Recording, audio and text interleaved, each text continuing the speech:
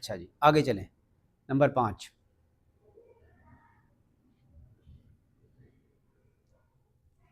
انسان کے اندر 2 مادے پیدا ہوتے ہیں، یہ نمبر 5 اور 6 ہو جائیں گے، ٹھیک ہے۔ نمبر 1 صبر کا مادہ، نمبر 2 شکر کا مادہ، اور پوری زندگی صبر اور شکر انسان کے ساتھ چلتا ہے۔ جس نے یہ 2 صفات سیکھ لی وہ پوری زندگی میں کامیاب ہے۔ صبر، فرمایا کہ اللہ تعالیٰ نے صبر سے بڑھ کر اپنے بندے کو کسی کو توفیق دی صبر کی تو اس سے بڑھ کر کوئی نعمت نہیں۔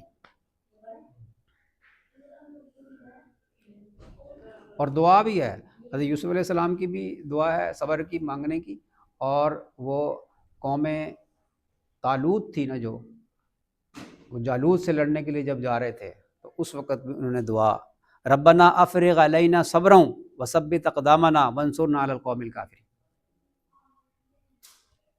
یہ قرآن پاک میں دعا ہے۔ ایک حدیث کے وجہ سے نا بعض علماء کرام فرماتے ہیں کہ اس حدیث کی وجہ سے اس طرح نہ مانگو کہ اللہ مجھے صبر عطا فرما۔ وہ حدیث یہ ہے کہ ایک صحابی حاضر خدمت ہوئے، میں ایک تھوڑی علمی بات کرنے لگا ہوں۔ ایک صحابی دعا مانگ رہے تھے کہ اے اللہ مجھے صبر کی توفیق عطا فرما۔ آپ صلی اللہ علیہ وسلم نے فرمایا کہ تو نے تو مصیبت مانگی اللہ سے، او کما قال علیہ الصلوۃ والسلام، اللہ سے عافیت مانگنی چاہیے۔ ایک حدیث پیش کرتے ہیں، اس حدیث کی وجہ سے فرماتے ہیں کہ یوں نہ مانگو، صبر نہ مانگو۔ لیکن قرآن کہتا ہے، قرآن میں 2 دعائیں اس طرح کی ہیں جس میں صبر مانگا، ربنا افرغ علینا صبرا وثبت اقدامنا وانصرنا علی القوم الکافرین، ہے نہیں؟ تو اب کیا کریں؟ حدیث میں اس طرح ہے، قرآن میں اس طرح ہے۔ بات آپ کو سمجھیں، آپ ایک اصولی بات یہ ہے کہ حدیث اگر صحیح بھی ہو، یعنی حدیث میں 2 چیزیں دیکھی جاتی ہیں، ایک سند اور ایک اس کا متن۔ سند کے اعتبار سے حدیث صحیح ہے، متن کے اعتبار سے اگر وہ قرآن پاک سے متصادم ہے تو پھر حدیث کو چھوڑ دیا جاتا ہے، بس بات ختم۔ حدیث کے اندر صبر کے اور بھی فضائل آئے ہیں نا، اب یہ جو میں نے بات کی کہ اللہ تعالیٰ کی عطا میں سے سب سے بڑی بہت بڑی نعمت یہ ہے کہ اللہ کسی کو صبر کی توفیق عطا فرماتے ہیں۔ جب ایک نعمت ہے تو نعمت کو مانگے کیوں نہ اللہ سے، ساتھ میں عافیت مانگے، اس لیے کہ صبر صرف مصائب پر نہیں ہوتا، صبر طاعت پر بھی ہوتا ہے اور منکرات پر بھی ہوتا ہے، کہ اللہ نے جن کو منع کیا ان سے رک جانا بھی صبر ہے، اور جس کا حکم دیا اس کو کرنا بھی صبر ہے، اور کوئی تکلیف آ جائے تو اس کو برداشت کرنا بھی صبر ہے۔ تو اس لیے صبر کا معنی وسیع ہے۔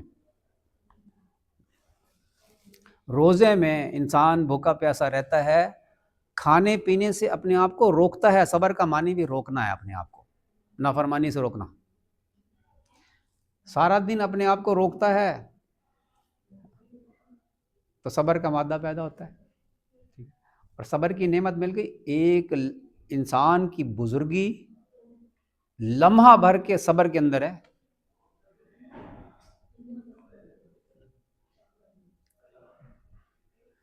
انبیاء علیہ السلام کو سب سے زیادہ تکلیفوں میں رکھا گیا، کیوں؟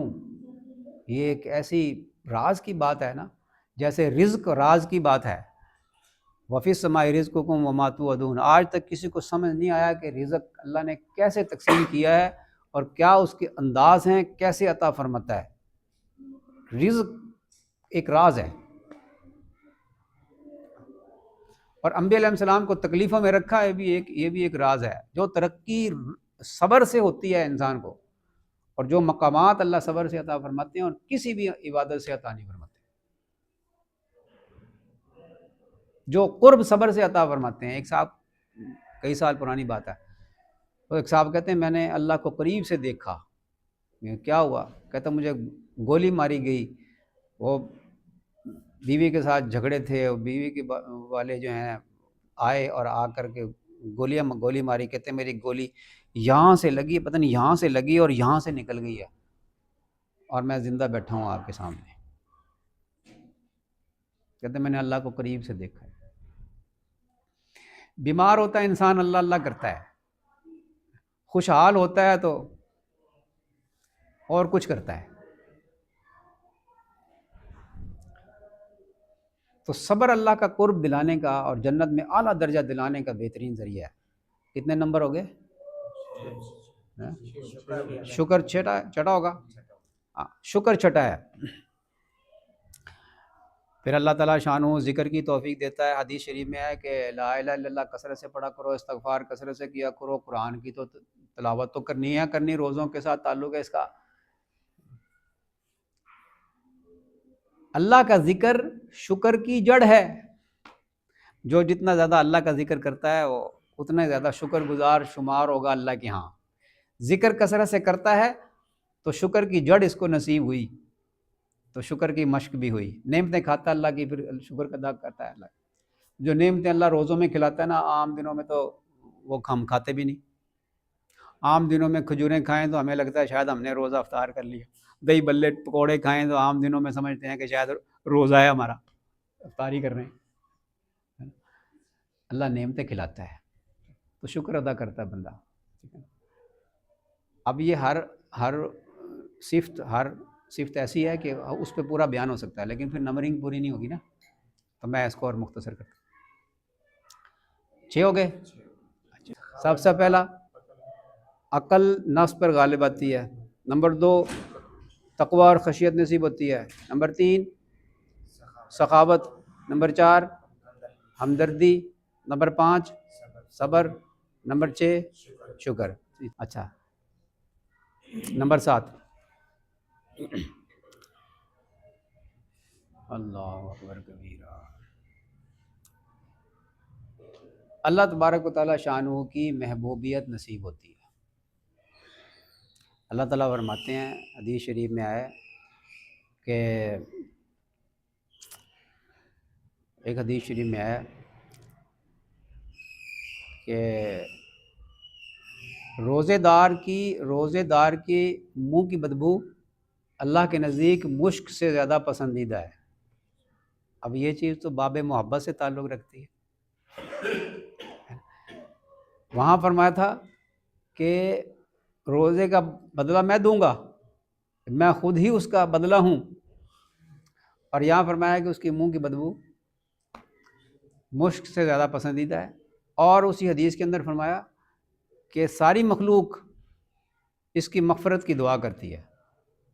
ہواؤں میں پرندے، بلوں میں چونٹیاں، اور جنگلوں میں درندے، اور پانی میں مچھلیاں اس کے لیے استغفار کرتی ہیں، اور افطار تک کرتی رہتی ہیں۔ تو یہ محبوبیت ہوئی نا، تو اللہ تبارک و تعالیٰ شانہ مخلوق میں بھی اس کی محبوبیت پیدا فرما دیتے ہیں۔ تو یہ 7 صفات ہیں۔ اب ہم نے غور کرنا ہے کہ کیا یہ 7 صفات یہ ہمیں نصیب ہو گئی ہے؟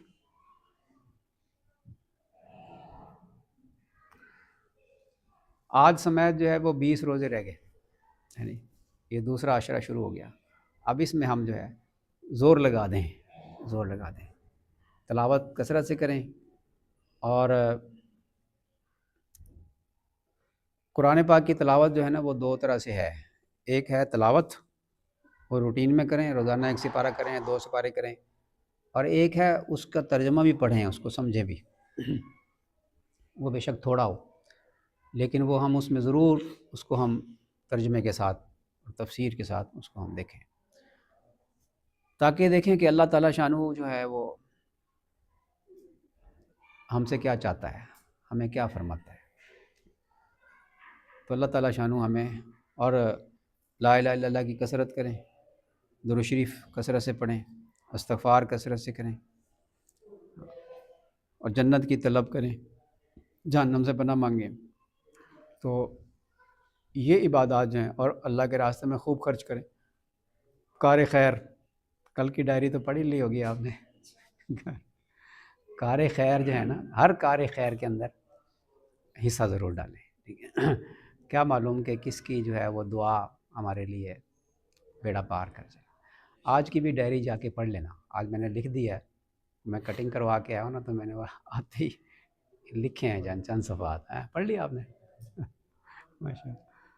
تو خرچ بھی کریں، باطن کی اصلاح نہیں ہوتی مال خرچ کیے بغیر۔ یہ بات بیچ میں مجھے یاد آئی تھی کیونکہ وہ گنتی کر رہے تھے لیکن پھر رہ گئی۔ روزہ باطنی عبادت ہے، تو باطن کی اصلاح جو ہوتی ہے نا، یہ نمبر 8 نمبر آپ اس کو لے لیں کہ باطن کی اصلاح باطنی عبادت کے ذریعے سے بڑی تیزی کے ساتھ ہوتی ہے۔ انسان کا تکبر ٹوٹتا ہے، انسان کے اندر عاجزی آتی ہے۔ جب انسان مال خرچ کرتا ہے تو مال کی محبت دل سے نکلتی ہے، جب دل سے دنیا کی محبت نکلے گی تو اللہ کی محبت ہی آئے گی۔ روزے ہیں، روزے بھی اللہ کی محبت، اللہ کا تعلق، اللہ کا قرب دلا رہے ہیں۔ یہ عبادات، جتنی ظاہری عبادات ہم اس روزوں میں کریں گے، یہ سب اللہ تعالیٰ شانہ کا قرب دلانے کا ذریعہ بنیں گے اور باطن کی اصلاح کا ذریعہ بنیں گے۔